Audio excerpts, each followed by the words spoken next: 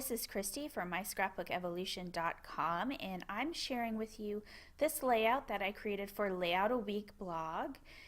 It features a string background that you can interweave your photos and die cuts in. Let's take a look at how to make the background. The first thing you're going to do is pick your supplies. The color of your supplies is going to influence the color of the thread you'll be using for the project. You can use plain cardstock, but as you've seen here, I'm kind of skipping a step by choosing a piece of pattern paper that has a grid on it. It allows me to easily punch where I'm going to sew with that needle and thread by using the grid. There's a lot less measuring, so it saves a step. And you'll see that my cat kind of just gets in the way here a little bit. Sorry about that. But essentially I'm making some uneven lines, and I kind of hold the picture up to get an idea of about how big I want this thread mat to be. And I'm going to just thread the needle and begin stitching. Now you're not going to be stitching short embroidery style stitches, but you're going to be making one long stitch. In this clip you'll see what I mean about one long stitch. You're in one side and out the other. The only disadvantage to this is that you go through a lot of thread, and I was rethreading the needle about every 2 stitches, but it leaves one long complete line.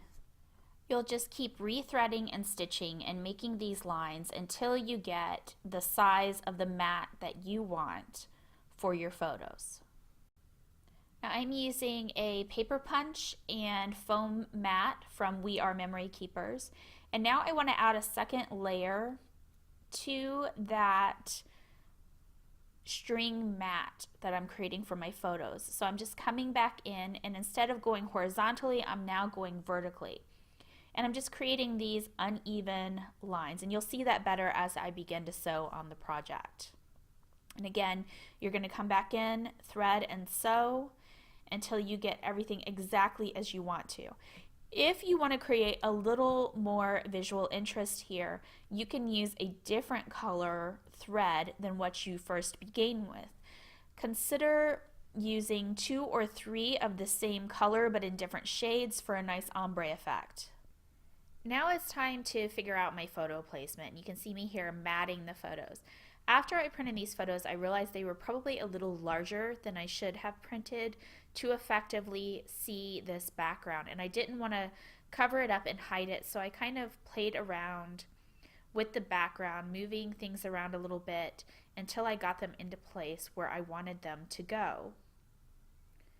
Now I've adhered the photos down to the page, and I'm covering up a spot in the top. I don't know if you could see it, but my cat knocked over my coffee and it spilled coffee onto the top of there. So I knew I wanted to create some kind of embellishment cluster to hide that.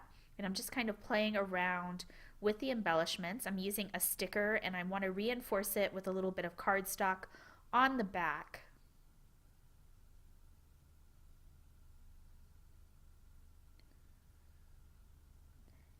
And now I'm just kind of deciding where I want to place my embellishments and title, and I didn't like that there, so I'm just trying to fit everything in and figure out where everything needs to go. And usually when I'm stuck, I go ahead and I place the title. Once the title is down, then I kind of know where the other embellishments can be placed. The title is Household Helper. This is a page about the cat that you saw earlier in the video. Her name is Little Bit, and she likes to help me while I'm doing my chores. She's a very curious kitty. So I'm using embellishments that I feel are kind of house themed, like I've got an actual house here, and I'm picking out different items that can help represent the page. I'm going to choose some tape to kind of make a shelf there for that embellishment. And then I'm going to choose some of these items here, like this teapot, that I normally wouldn't use on a layout because it can kind of go with that dishwasher theme. I've reinforced the back of it again with cardstock because I want it to lift up out of that string, and I'm cutting away the portion of the cardstock I don't want to see with my Westcott craft knife. And just making more stickers here, these little teacups. And again, they go with that household theme with the dishwasher and some bowls. And I'm starting to notice that I've got a diagonal flow going from that upper left embellishment cluster down towards where the title is. So I'm trying to place these in an interesting way, kind of tucking them under the string and over the string to see how I want them to fit in. That's also the advantage to putting the cardstock behind the sticker. You can move your stickers around a little bit. That part of the banner, I liked it, but I didn't need all of the banner, so I cut off a small bit of it. And I found a couple of spoons and some clothespins. Stuff, again, I probably wouldn't have used on a regular layout, but I found a way to fit it in with the theme of the story here.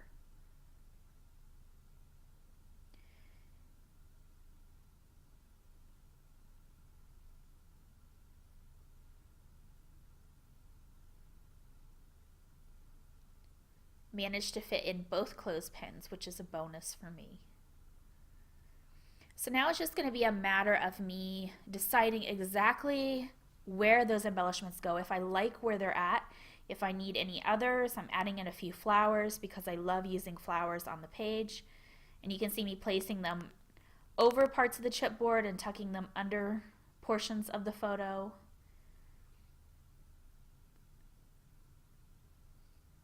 And I just need to add a little bit of my journaling, which I will do as journaling strips. The string was a wonderful way to add dimension and pattern to the page and a little bit of texture as well. It was very inexpensive to do because embroidery floss doesn't cost a whole lot of money.